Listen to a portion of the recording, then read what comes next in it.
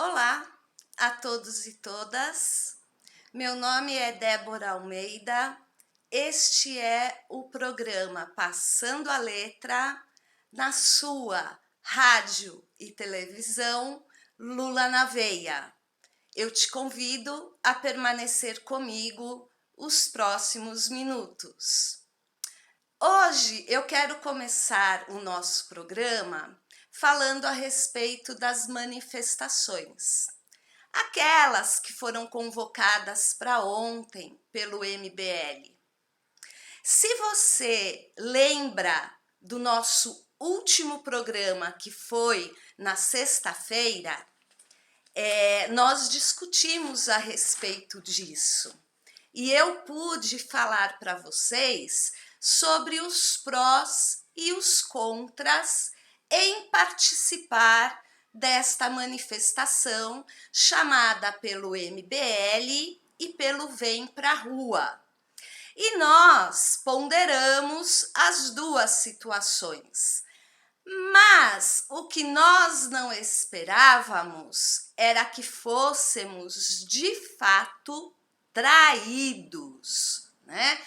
Quem acompanhou o fracasso das manifestações de ontem deve saber do que eu estou falando. Eles chamaram esta manifestação e ficaram pedindo para que nós, progressistas, participássemos deste movimento, mostrando que éramos um só povo unidos contra Bolsonaro, pedindo o impeachment de Bolsonaro. E alguns de nós caiu no canto da sereia, né? Eu, como apresentadora aqui de um programa de rádio e televisão, o que me cabe é te trazer a informação para reflexão. Mas jamais eu poderia dizer para você vá ou não vá. Isto seria antiético de minha parte. Porém, a minha decisão pessoal eu já tinha tomado há bastante tempo. E embora não tenha dito para vocês na sexta-feira, posso dizê-lo agora porque as manifestações já passaram, mas eu não luto do lado de golpistas. E o que eles fizeram para a companheira Dilma e para o Lula, a gente não pode esquecer e deixar passar as coisas em banho-maria.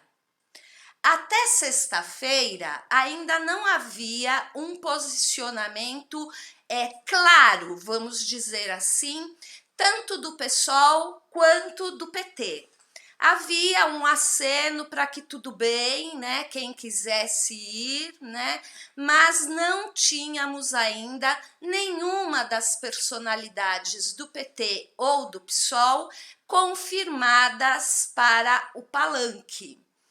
E aí, né, os 2 dias que antecederam ao domingo, muita gente ficou debatendo, vai, não vai, o que é melhor ir, é melhor não ir. E eu trouxe, né, para vocês hoje um pedacinho do programa do Reinaldo Azevedo, que foi uma das figuras, né, das personalidades das redes sociais que mais ponderou no sentido de incentivar a esquerda, os progressistas, a refletirem bem, que a causa era comum tanto para o MBL e o Vem Pra Rua, quanto para nós progressistas, né? E tenho certeza que o Reinaldo Azevedo fez isso com a maior boa-fé. E eu quero colocar, antes de falar, né, do desfecho do MBL, eu quero colocar um pedacinho só do programa dele, do dia 10, ou seja, da sexta-feira, para que você possa ouvir o que ele fala a respeito, né, de quem estava indeciso se devia ir ou não. Indeciso falando na situação de nós progressistas, né? Então vamos lá. Ouça um trechinho só de 5 minutos do programa dele.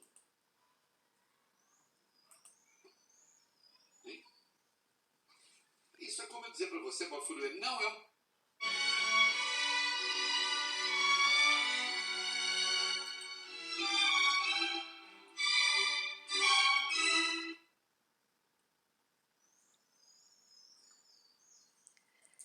Primeira vez que eu estou usando o recurso, gente, tenha um pouquinho de paciência aqui comigo. Estou testando. 39,3% de sua capacidade. O Cantareira hoje com 34 pontos de boi. O passarinho geralmente tá ali, vou pegar a Bernie. Rapaz, presta atenção. A princípio, eu vou dizer. E tal, existe orçamento secreto, não sei o que. Agora, como articulação política, chifrada pela Cláudia, com mulheres e com homens. Ele era apaixonadíssimo por ela e ela o traía sistematicamente com mulheres e com homens. E aí o Catulo sofria demais. Né? Conhecido um poema dele. Mas sim, existe algum momento para matar? Legítima defesa. Não, estou falando disso. Bafurê não é momento para extermínios.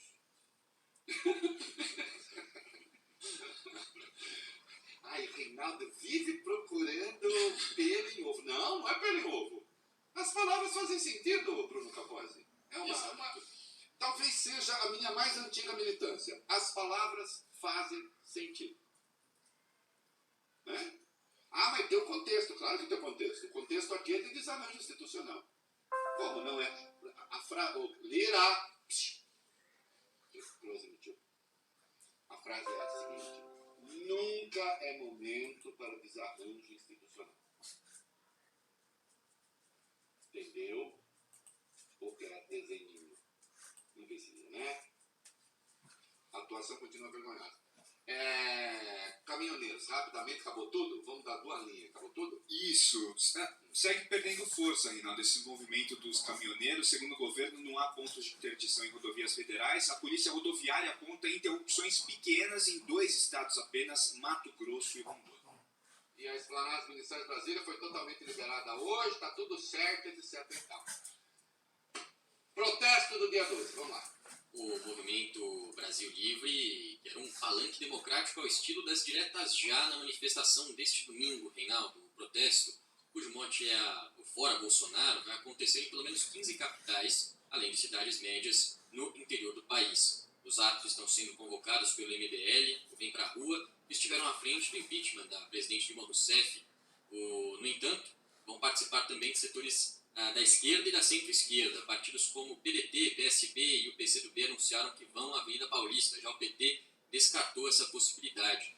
Ligada ao PT, a Central Única dos Trabalhadores também resiste em participar deste evento. Ao contrário da CUT, 4 das maiores centrais sindicais, Força Sindical, UGT, CSP e Nova Central, vão aderir ao Fora Bolsonaro.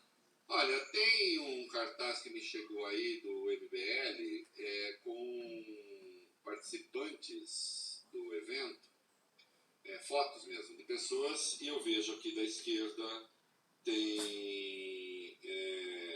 tem a Isa Pena, tem o Alessandro Molon, tem o Ciro Gomes. Tem o Neto disse que é bom, gente, eu não vou aí, desculpa, não vou entrar nisso. Tem o Orlando Silva, tem gente aí ligada a progressistas e partidos também. Ontem, uma amiga genial que eu tenho, a Lúcia Coutrinho, me disse o seguinte: olha, que começou com esse negócio todo de eu não vou porque o MBL não tem legitimidade para fazer... o MBL não tem legitimidade para fazer manifestação em defesa não sei o quê, contra golpe, porque não sei o que lá, porque não sei o que lá. Aí a Lúcia falou o seguinte, que eu acho muito bom. Falou, gente, eu não vou a ato antifascista para encontrar meus amigos.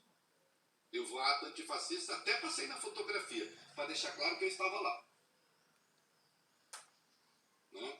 Aí eu disse, vou usar isso. Ela falou, mas dá o crédito ao Churchill. Né? Se Hitler invadisse o inferno, eu me aliaria ao demônio. Então, né? E aí a gente tem essa questão, né, que foi muito debatida em relação às manifestações do MBL. Né? Tem até piada na internet, no Facebook, né? Falando a respeito de que se fosse para votar no Bolsonaro ou no cachorro do vizinho, votava no cachorro do vizinho, né? E opa, eu falei isso na sexta-feira, a coisa não é bem assim, né? Quem caiu neste canto de sereia teve o desprazer de chegar à Avenida Paulista e ouvir do caminhão do Vem Pra Rua, do Partido Novo, e não sei mais quem lá que estava com eles, ao invés de discursar contra o Bolsonaro, discursando contra o Lula. Né? Então, olha só a armadilha que tinham feito para nós. Né? Se nós tivéssemos ido em peso, imaginem, né, nós progressistas que temos pautas em comum, que temos candidatos que ora nós, né, apoiamos de um partido, ora apoiamos do outro.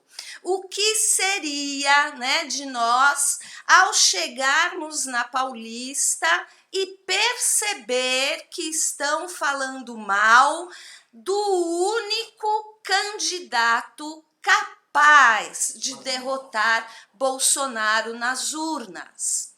Então, quando eu falei para que vocês pensassem com carinho a respeito de que os meninos do MBL foram criados na escola olavista, eu não estava falando de boca para fora, né? Eles de fato foram criados na escola olavista e é o que este senhor prega que nós podemos esperar, né, vindo da parte deles. Então tava lá o Dória, né, tava o Ciro do PDT, tinha um monte de gente discursando contra o Bolsonaro, mas também discursando contra o Lula. Tinha até um inflável, né? Muito feio, de muito mau gosto, que colocaram bem na esquina da avenida, ou seja, quando nós saíssemos do metrô, nós daríamos de cara com aquele inflável e aí seria, né, acredito para muitos, a virada no calcanhar para voltar para casa. Mas os que viessem pelo outro lado da avenida talvez ficassem somente ali na frente do caminhão e nem iam ficar sabendo o que estava acontecendo mais à frente, né? O próximo assunto que eu quero falar com vocês é sobre a criação de uma personagem que veio nesses atos antidemocráticos substituir o papel que era para ter sido feito pelo cantor sertanejo Sérgio Reis. Este domingo muito se falou a respeito disso. Caso você ainda não tenha ouvido a respeito, estou eu aqui para te falar, né? Então, para que você possa entender onde eu quero chegar, vamos falar a respeito de umas novelas da antiga Rede Manchete que fez muito sucesso na década de 90, e isso foi para a Globo uma afronta, né? Então vamos pensar lá no Pantanal, né? Na novela Pantanal surgiu uma dupla sertaneja entre o Sérgio Reis e o Almir Sater. E eles viveram os papéis de uma dupla sertaneja como Tibério e Xerel Trindade, respectivamente, né? Na sequência, veio com vários artistas do Pantanal uma outra novela que se chamava Ana Raio e Zé Trovão. Este Zé Trovão era vivido pelo Almir Sater. E esta novela, ela contava histórias dos brasileiros que vivem na estrada. E aí muitas participações na novela, até para tentar levantar a audiência que não estava lá, né, aquelas coisas, como foi o caso do Pantanal. E, inclusive, uma das participações especiais foi o Sérgio Reis. Na sequência, nós vamos ver esta dupla sertaneja, Sérgio Reis e Almir Sater, de novo numa novela, mas numa novela da Globo, que foi O Rei do Gado, né? Então, no Rei do Gado, a dupla sertaneja, que não tinha tanto destaque como teve nas novelas da Rede Manchete, se chamava Pirilampo e Saracura, né?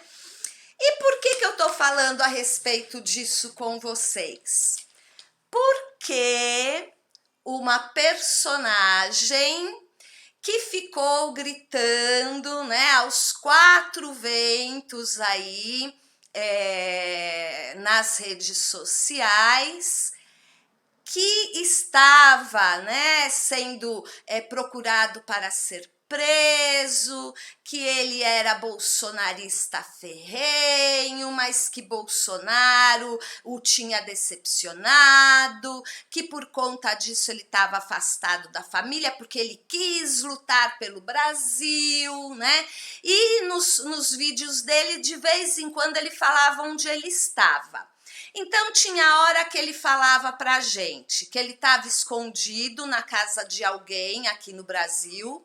Tinha hora que ele falava que estava no Paraguai, que ele já tinha fugido do Brasil. Teve um outro vídeo que ele falou que tinha fugido pro México. E um último vídeo que eu vi, com certeza não foi o último que ele gravou, mas foi o último que eu vi. Ele dizia que tinha estado na manifestação no 7 de setembro, lá na Paulista. Então, ou seja, se você começa a pegar todos os vídeos deste senhor, né, que se auto-intitula Zé Trovão, talvez não por coincidência, né, novelística, ele cai em contradição e a gente percebe um nítido teatro, né, vindo das falas dele. Ora para mexer com os ânimos bolsonaristas, ora para acalmar os ânimos bolsonaristas. Será que foi coincidência este caminhoneiro ficar no lugar que deveria ter sido desempenhado pelo Sérgio Reis, mas que com medo do Xandão, né, desapareceu? E aí colocaram uma figura que pudesse associar à figura do Sérgio Reis, um tal Zé Trovão, que se você for olhar tudo o que ele fala é um grande teatro, ou seja, um enredo escrito para ser pronunciado nas redes sociais. Então, esta é uma dúvida, né, que surgiu ontem nas redes sociais. As pessoas estão debatendo bastante e fica aí, então, mais uma reflexão para você, né, ligado aí às pasmaceiras que os bolsonaristas e a extrema-direita vem fazendo. Né? Porque todo mundo que foi criado numa escola olavista não é de direita, é extrema-direita. Fala que é de direita para não assustar, mas as pautas fascistas do governo federal são repetidas por esses dois movimentos. Então fiquem bem atentos para os próximos cantos das sereias, ok? Outra coisa, né, que eu queria falar com vocês é que na sexta-feira, em meio a tanta confusão, acho que poucas pessoas ficaram sabendo. O Lula teve a sua 19ª vitória na justiça, ou seja, o caso se refere à delação premiada que o Léo Pinheiro tinha feito em função do triplex. Então, Lula ganhou, né, mais um caso que está sendo arquivado por falta de provas, né? Os juízes não se contentaram com PowerPoints, né? Então, não tem documento que prove o que está falando, inocente, arquivado. O único caso que resta agora é o caso dos caças, né? E que já foi anteriormente pedido o seu arquivamento. Então, acredito que agora o que mais está faltando aí para Lula se desvencilhar de toda esta farsa, de toda esta mentira e passar uma borracha, né, em cima dessa fase sombria da sua vida, é esse caso dos caças ser fechado de vez, né? No momento ele se encontra ainda aberto.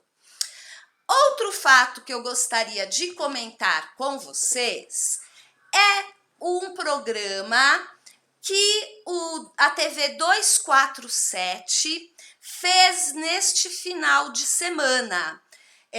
Ficou, né, foi ao ar várias vezes durante o final de semana. Acho que a primeira apresentação foi na sexta à noite, e a reportagem, né, que eles apresentaram fala justamente sobre o caso da facada que Bolsonaro levou quando ainda estava em campanha eleitoral, né?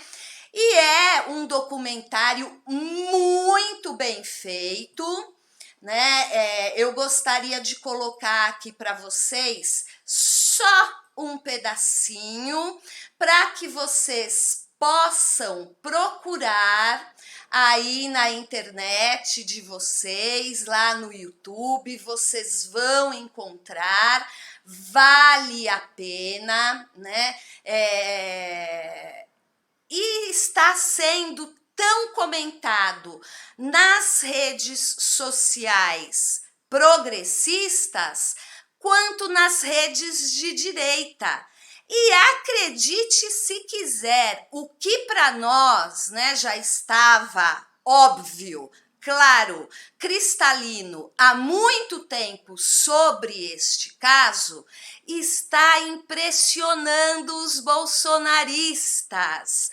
Tem muitos bolsonaristas que não sabiam dessa história. Então, além de você assistir este documentário depois do nosso programa, eu gostaria que você publicasse nas suas redes sociais, para que este programa possa atingir também outras pessoas, né? Que é o nosso objetivo. Então, vamos lá. Vamos ver se eu consigo passar aqui o comecinho para vocês verem como é.